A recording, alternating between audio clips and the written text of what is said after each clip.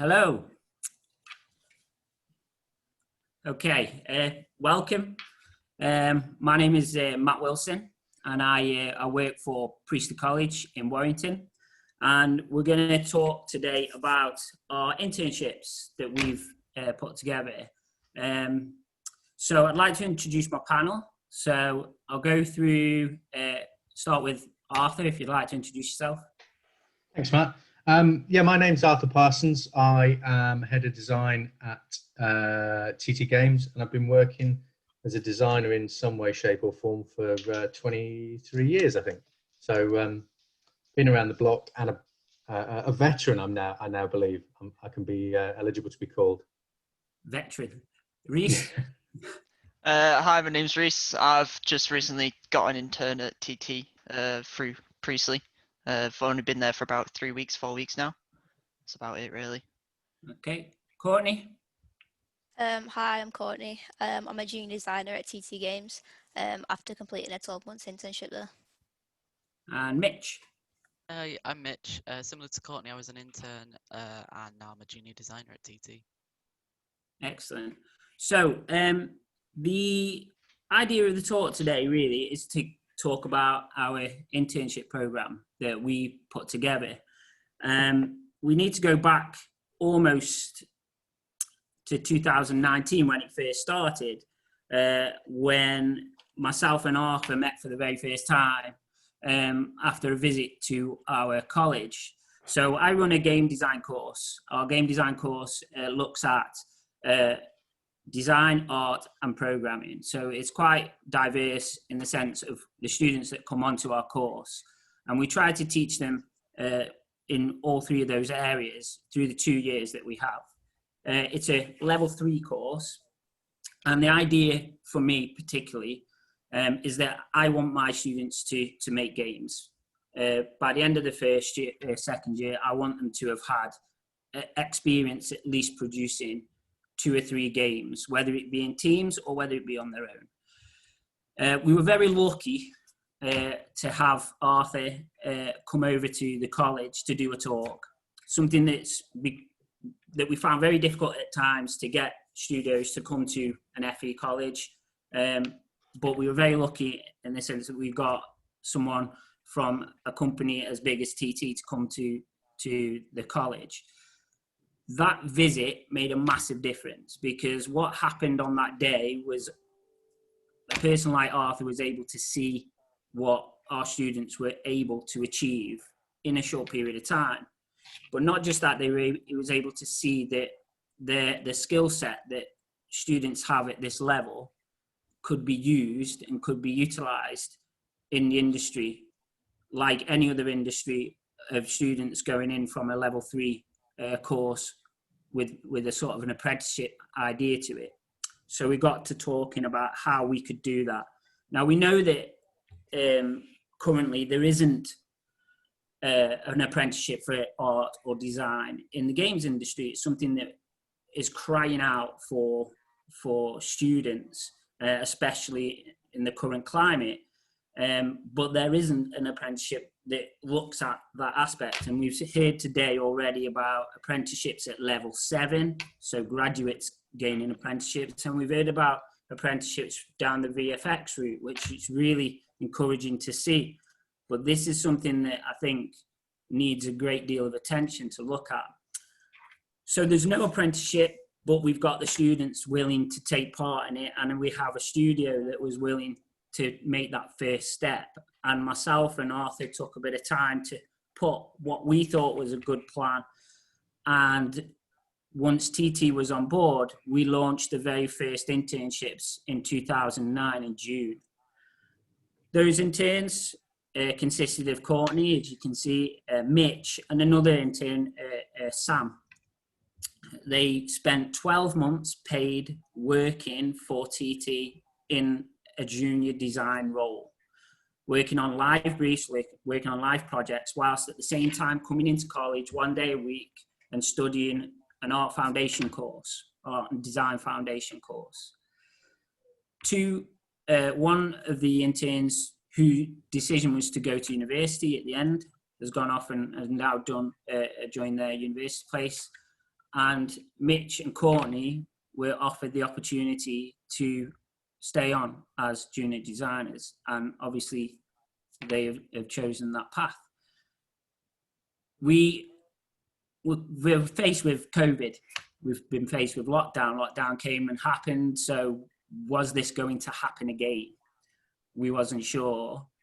But TT found, and we'll hear from Arthur's perspective on this in a moment, but TT found that this was a valuable thing to continue. And so we run our interns again, and they've taken on 2 of our students again as part of a 12-month internship program. Remote learning, remote work, working from home, all of those things to be chucked in and to be talked about in this talk. But it's clear from just the first set of interns that this works. This works in the industry, it works with studios, and it can work elsewhere. And if this isn't a indication that the apprenticeships need to come about quicker for this sort of area, then I don't know what is.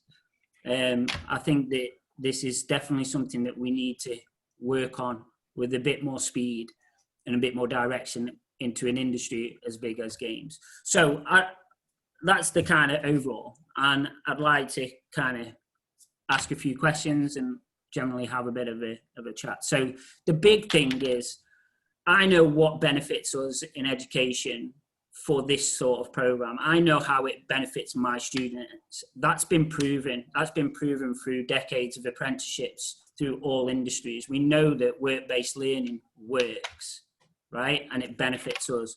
But Arthur, how do you see this benefits you as a company? What do you get out of the fact that you're taking level 3 students from college, no degree, no higher learning?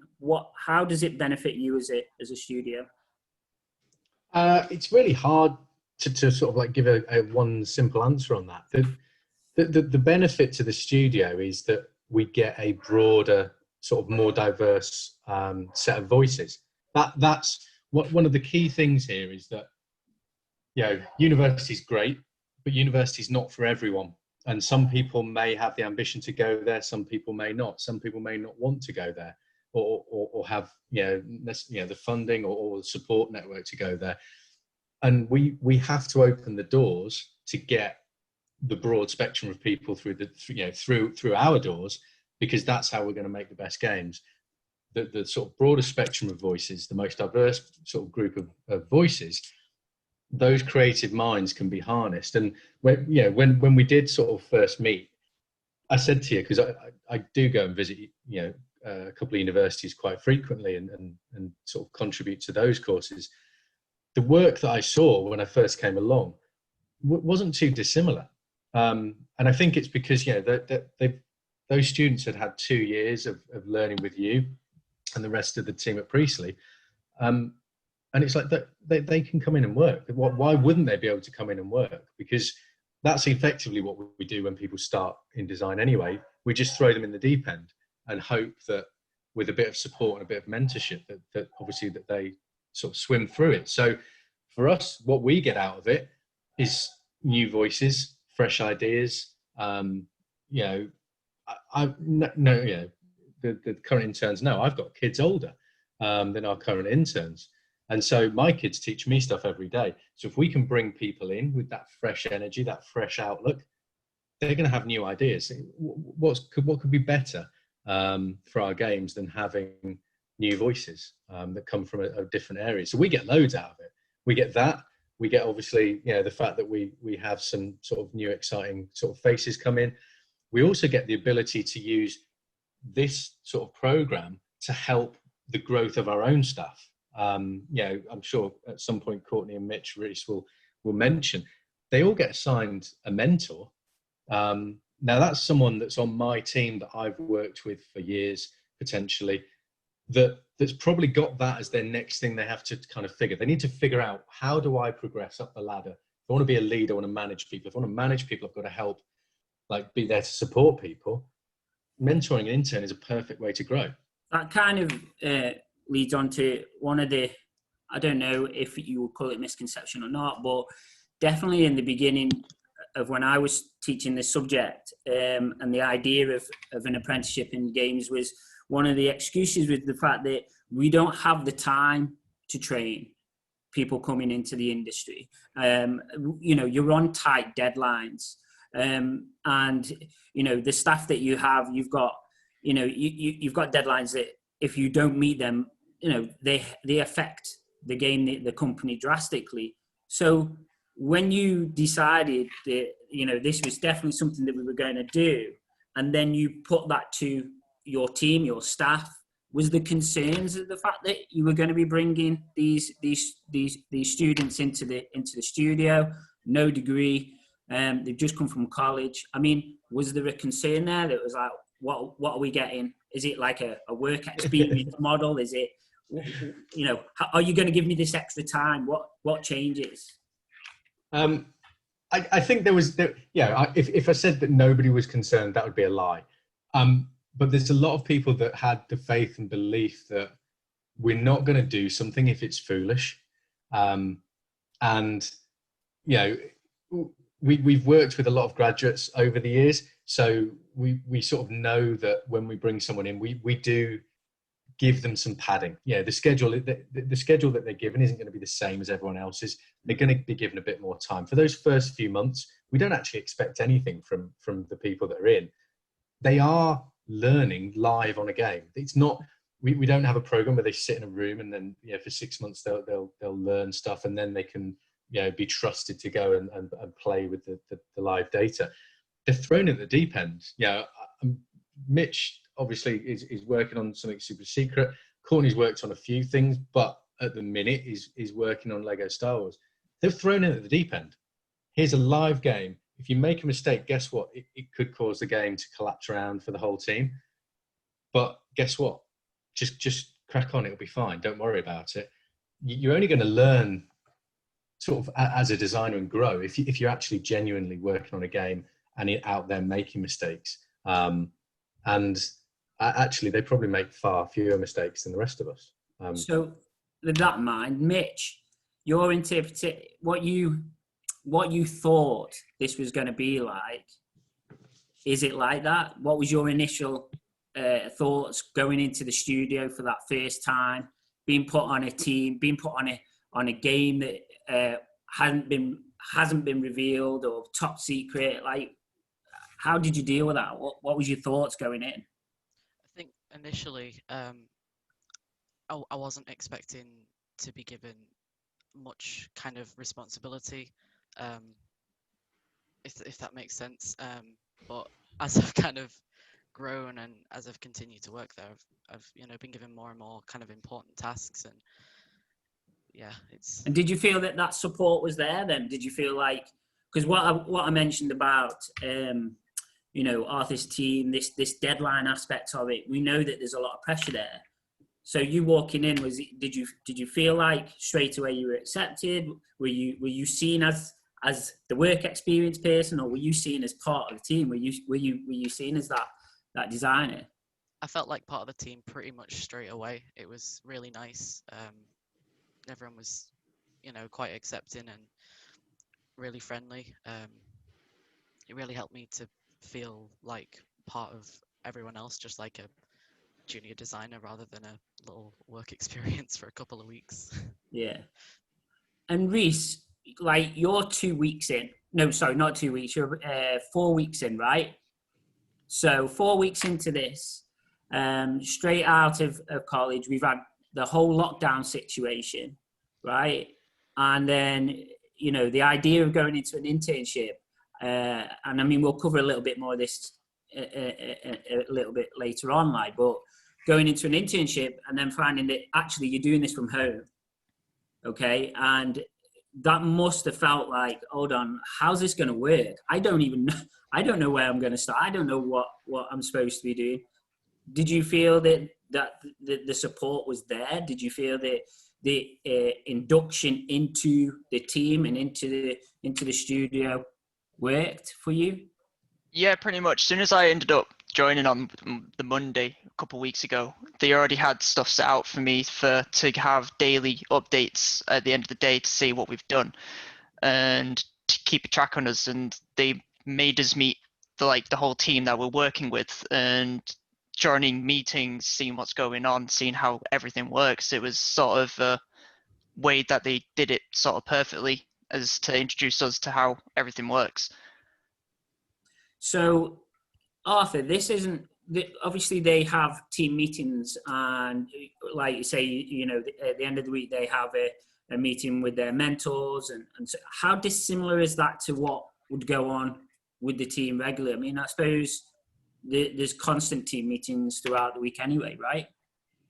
There are, yeah, and I think in the early sort of like days, there's probably more regular meetings, but I think especially with Courtney and Mitch's scenario, they probably now have meetings the same as everyone else. There's no differentiation, after that year.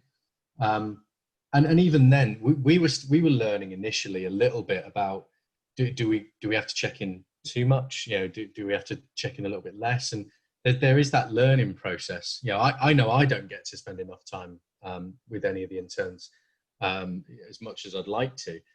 But over now that we're in this lockdown period, believe it or not, communication's actually got probably better. When you're in a busy studio and there's different sites and everyone's running around on different projects and everything's going on, it can actually be really hard to get FaceTime with people. So I think, as an industry, we've been able to adapt probably quite well to the scenario. And I'd like to think that, Mitch and Courtney have probably had the experience of both. Hopefully they've felt supported on the journey. I know Courtney's been on a few different projects, so she's probably seen a bit more. Mitch basically went in on a project.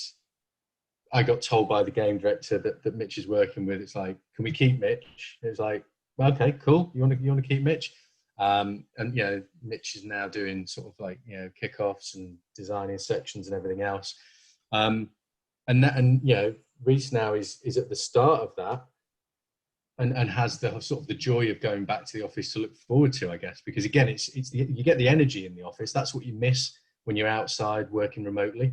But the communication, I think, is really good. I'd like to think that Rhys knows after 4 weeks the game he's working on, knows pretty much everything about what it is that game's destined to be, and now it's going to be a case of obviously going through and picking up different bits and pieces and skills, but working live on the job.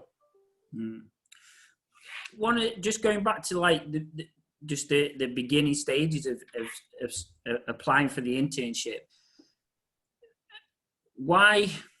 This is for Courtney. Why did you apply for the internship, Courtney? What was the motivation behind you applying for the internship?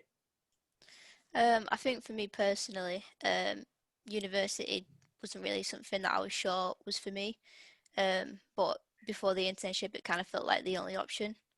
Right. So when the internship came about, it was kind of like, this is a really good opportunity for me. I think it suited me a lot more to go straight into work rather than doing another 3 to 4 years of education. Yeah.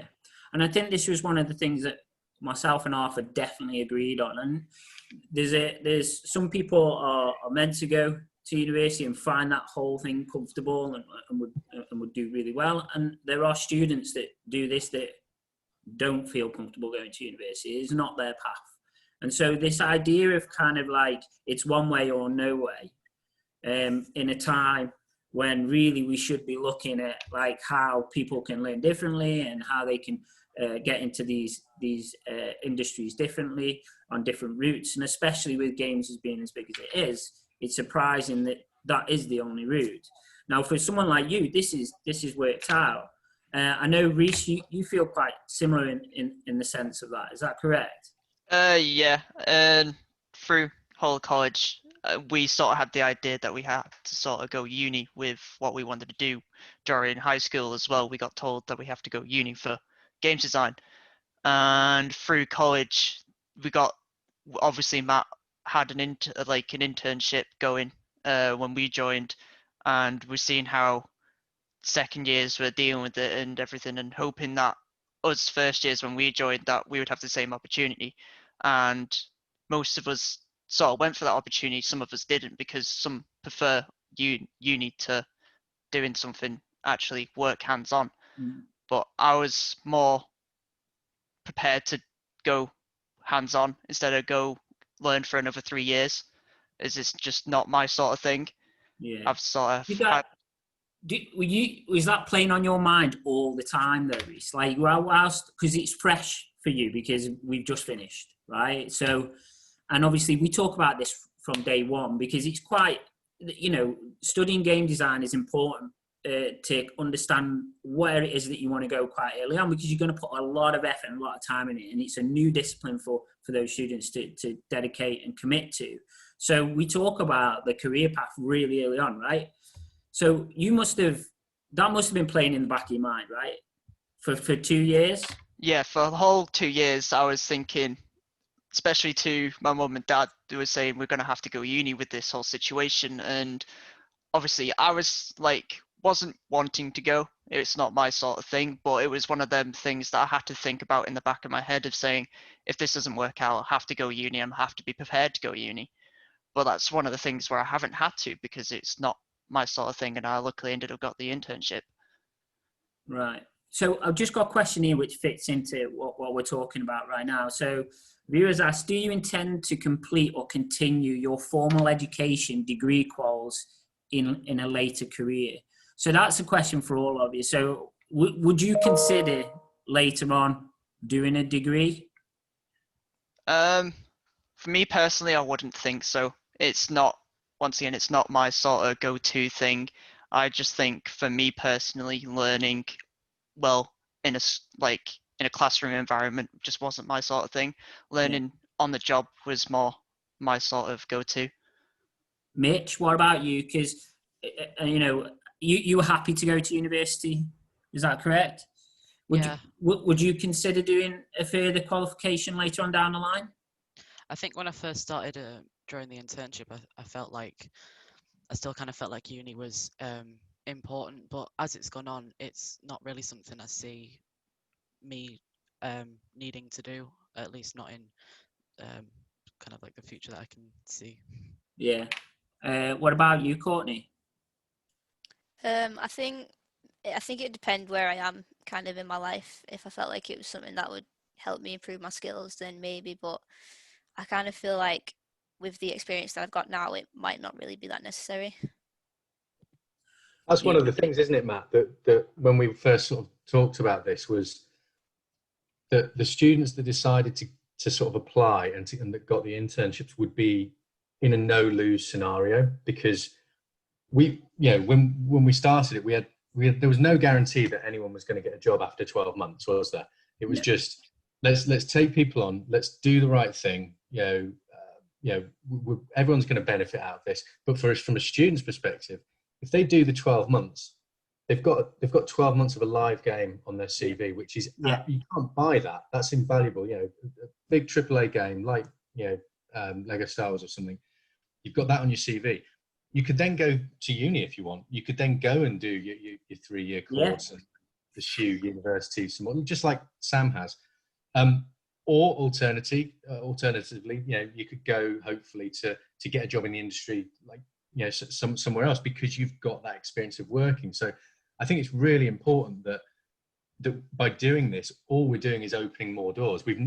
It's not like we've closed the door we've just kept those doors open, and we're widening those doors. And just on that, just that other question about, you and I had this conversation, Matt, pre-lockdown. I was talking internally about whether some of the students that were on the course would be sort of more minded towards maybe code or towards art or towards character modeling. And we were having those conversations. But obviously, COVID just slowed it down, and definitely. We've still managed to keep going with Rhys and Ethan this year. But I'm excited.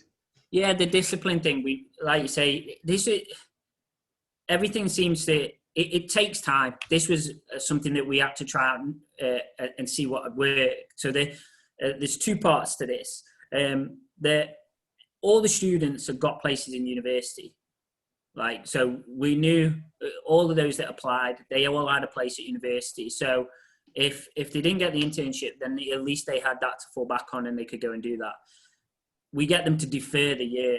So again, if at the end of the internship, should they not stay on, then that place is still there for them to go on and do. So that's yeah, we planned it around this idea that this is an internship, so we've got to have some way of backing on. And again, in the initial stages of this, we didn't, you know, it was discussed, it was a chat, it was kind of like the comment on the end of saying, look, maybe these could stay on, but it wasn't like, we didn't know how this was going to work. So there will have been a point, which we'll get to in a minute. And what you were saying about the disciplines, yeah, we were totally starting to talk about other areas, and that was something that we wanted to do because we had 9 that applied last time, and some of those were artists, you know, and I've got programmers that would like to do the same, you know, want to work and learn at the same time. So, you know, we started and then COVID happened. What point, Arthur, did you feel like, obviously, like you were saying, the feedback that you were getting from your team, at what point did you think, yeah, this is going to work? There's a possibility that we're going to be able to keep these on, or there's a possibility that we're going to be able to continue this? Oh, there must have been a point where you went, yeah, this is working. Courtney and Mitch shouldn't hear this, but it was after about 3 months. I had the game director that Courtney was working with basically just question whether she had to leave after like the full 12 months, or can he just like plan ahead to keep her on. And like I said, the game director that Mitch was working with, pretty much similar scenario. And I remember I was looking at reviewing some work with them, and I was like, this is really good. Yeah, who did this? And Jamie was just like, oh yeah, Mitch did that. I was like, really? And he was just like, yeah. I was like, yeah. We can't allow like this sort of sequence to end, where these sort of interns that we've realised can do the job and can do the job really well despite their age, and despite, you know, the fact that people wouldn't think they could. Therefore, we've got to try and make sure that we can like roll to the end and hopefully, you know, give them positions. So we managed to get that to work despite, again, COVID sort of being difficult in terms of, you know, hiring and everyone just taking a breath. But I'm grateful that both Mitch and Courtney stayed on, and they're really valuable members of the team. And, you know, we may be in a similar situation when we get to the end of this year with Rhys and Ethan. We just don't know. But for me, the idea was, if we can get those interns through, you know, this sort of infancy program, and it works, and everyone comes out the other end with that experience, with that knowledge, that was enough for me to be able to then find 2 sort of team members. You know, I wouldn't have thought we would have got to that point so soon. So testament to, you know, the students and yourself. I think, like, when we planned this out and what it was, we did it under a controlled environment, in the sense that you knew how it was going to work in your the studio. I knew what I was going to do here at the college and how we were going to work together in that environment. And then COVID, that happens. So, you know, that kind of threw us a curveball. The interns suddenly went from working closely with their team, being able to read, you know, feedback, you know, through face-to-face contact, that sort of thing, to, right, you're going to have to work from home. You've got to continue doing your job.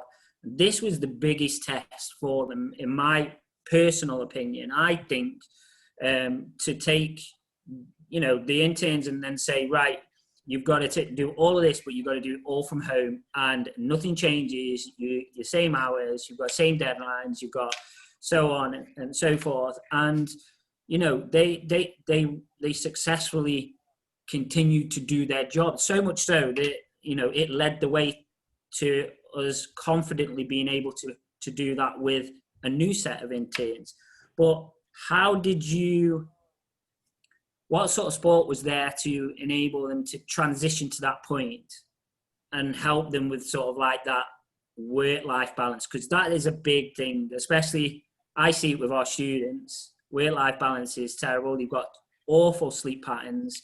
You know, they play mad games till all hours and then they get up and do work. And if they're rolling out of their pit to the desk, which is essentially what most of them are doing, like, how do we promote that? And what do you think you, like, as a studio, how is you helping out with that side of it as well?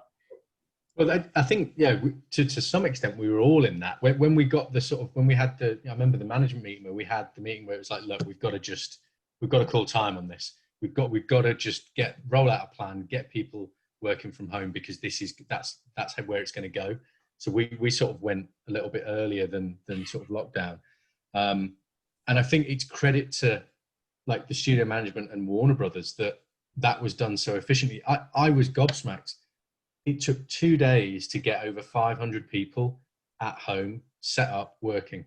And it was like week 2, we were at 100% efficiency. And we just couldn't believe it. We couldn't believe how well that happened. And that was, HR have been massively supportive, giving people the time they need, giving people time off if they need, you know, to do various things, trying to be as supportive as possible, making sure that there's check-ins, making sure everyone's having conversations. Really just being there to support people, because even the strongest person, you know, mentally, you know, is having problems during COVID. And I think we've come through like the lockdown a lot stronger. I'd like to think that Courtney and Mitch felt supported. I know I did. You know, and we all went through it. You know, there was some people living in shared houses that had no space.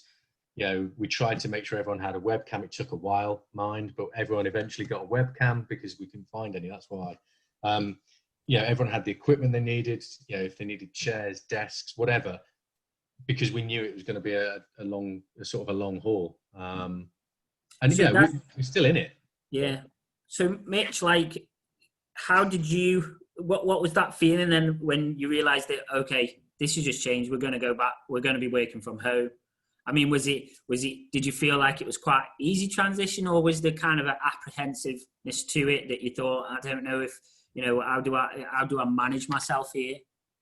I think at first I was quite worried about kind of getting distracted. Will I be able to concentrate? Stuff like that. For the first few weeks, it was just getting that balance in, learning. Well, you live in a great big aquarium, so like the fish must have distracted you a bit. Well, yeah, just a bit.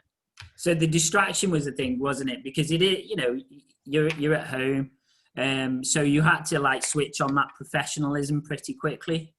Yeah, it was quite interesting getting used to kind of making almost a new routine, because I was used to waking up to then do like an hour drive in, and I didn't have to do that, so I had to adjust that part of my routine, and you know, being able to finish and being at home immediately, that was almost hard to adjust to, because that driving period kind of helped me switch my brain on and then turn it off again, and I didn't have that anymore. I mean, you could say really it shows the adaptability of people of your age and students, obviously to the lockdown, and if they can adapt so quickly and so well in those circumstances, it speaks volumes to what they could actually do putting in situations in industry. I mean, did you have to think about sort of time management wise? Like you like you're saying, you usually clock in and out, but with this, obviously, it was kind of, you know, you were, should we say, in control of your own time. What stops you from working longer than you should? I guess it was kind of putting down a plan of, right, what am I going to get done today? What am I going to get done within these time brackets? Where am I going to take breaks? That kind of stuff helped me to kind of keep an eye on, right, so if, you know, I'll do this task which should take me to this time, so I'm not working longer than I should.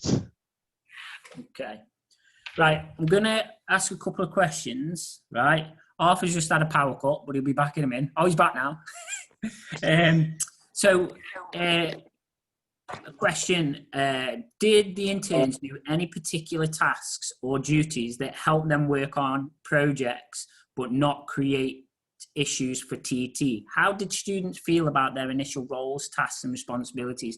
I'm assuming some of this refers to what they were doing in college and what they were doing outside. So first of all, I'll answer the college aspect of it. So the way that we put it together within college was, obviously there's not a qualification that fits with what we wanted to do.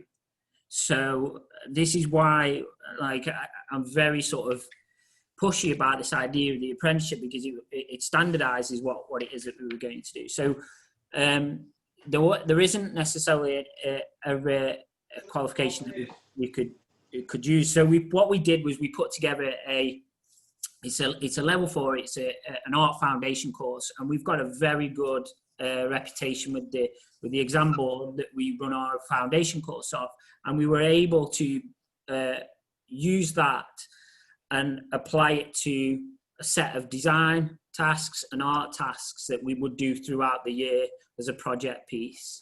And then they would take in the consideration that they were working in an industry placement at the same time. So yeah, the projects related a little bit to what they were doing. So, you know, we would look at a lot into like level design, and we'd look at a lot into sort of like structural design, that sort of thing. And then they would bring in a lot of what they were learning into TT as well.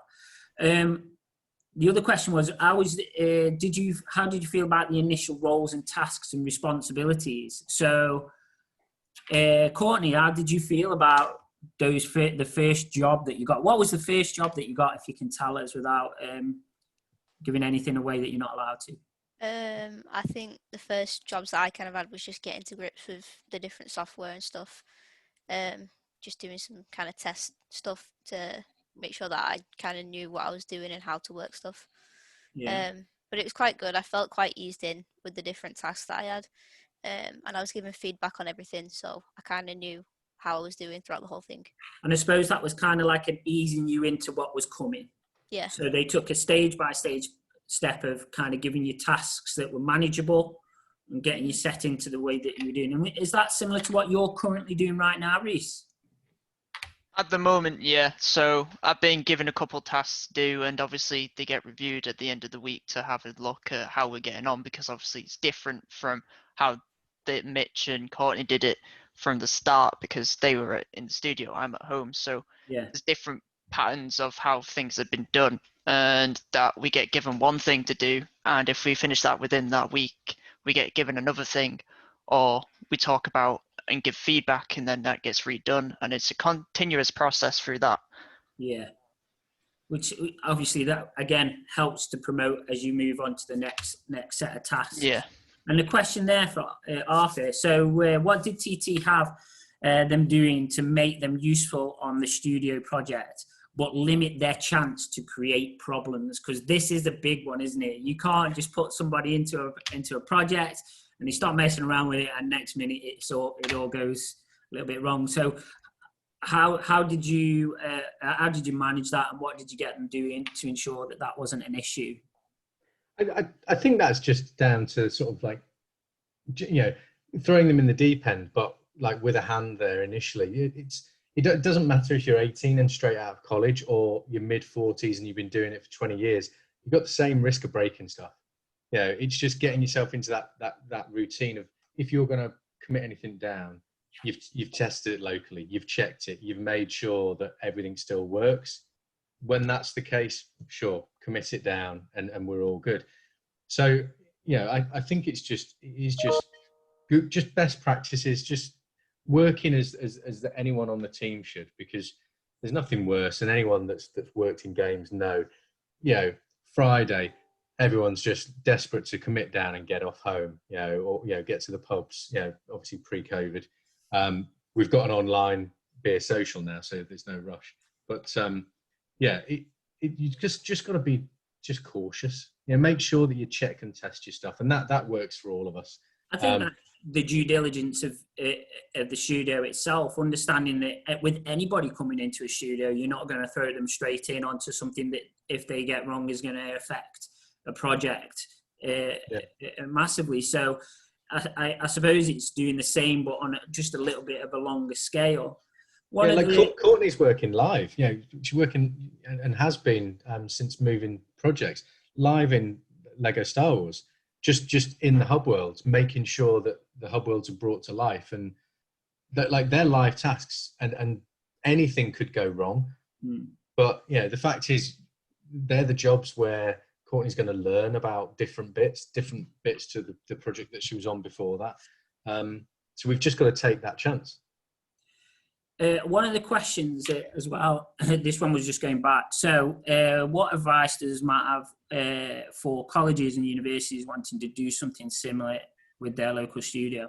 This is the question, and this is one of the hard ones. I'm sorry I've left this till last because I can rant on about this for a while. The most difficult thing with all of this is getting a studio to be willing to get involved. This is what this talk is mainly about. It's trying to get studios to see that it's a possibility. There has to be some flexibility with it, and there has to be somebody that is prepared to make that first step.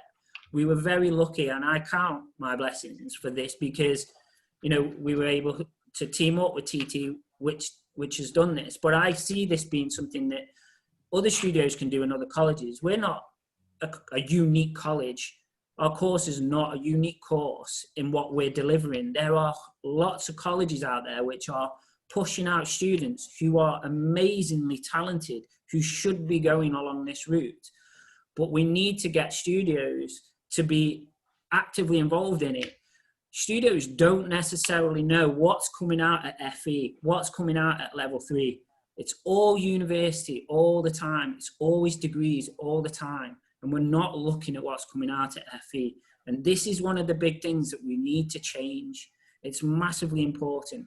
On that note, Matt, what as well as like going out for the studios, yeah, I was lucky that Vicky McMillan, who is our recruiter, was 100% behind this and did the legwork behind the scenes to be able to make sure that we had the approvals to be able to pay like a decent wage for the interns. If there was an apprenticeship, more studios could get involved because it would not be something where they're having to put their own like. There's funding there.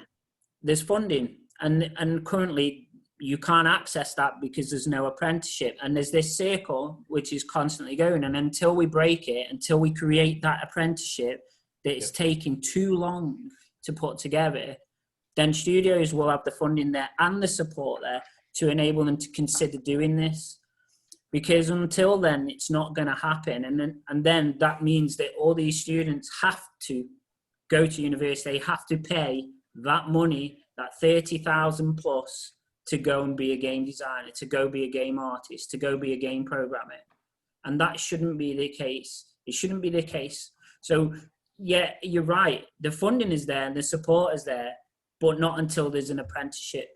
And that apprenticeship is the thing that we're kind of looking for. And this is proof that it works. It's proof that we can put level 3 in industry and it works, right? So, you know, it takes a push from the industry to want it, and it takes a push from education to want to kind of make that step and create the internships.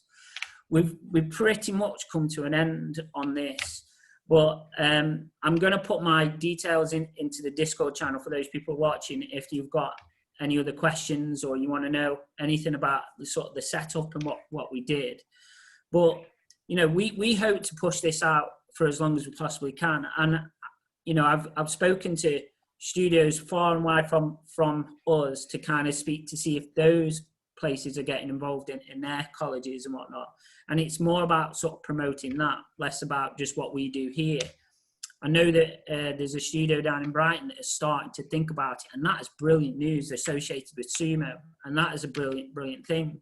But more and more need to do it, and we need to do it more now than ever, especially with this current situation that we find ourselves in. Mitch, Courtney, Rhys, I mean, well done.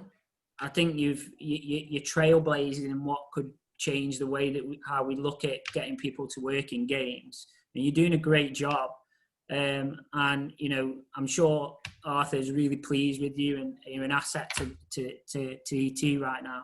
but you're an asset to education as well, because you're proving that these things, that we can change and we can do things differently.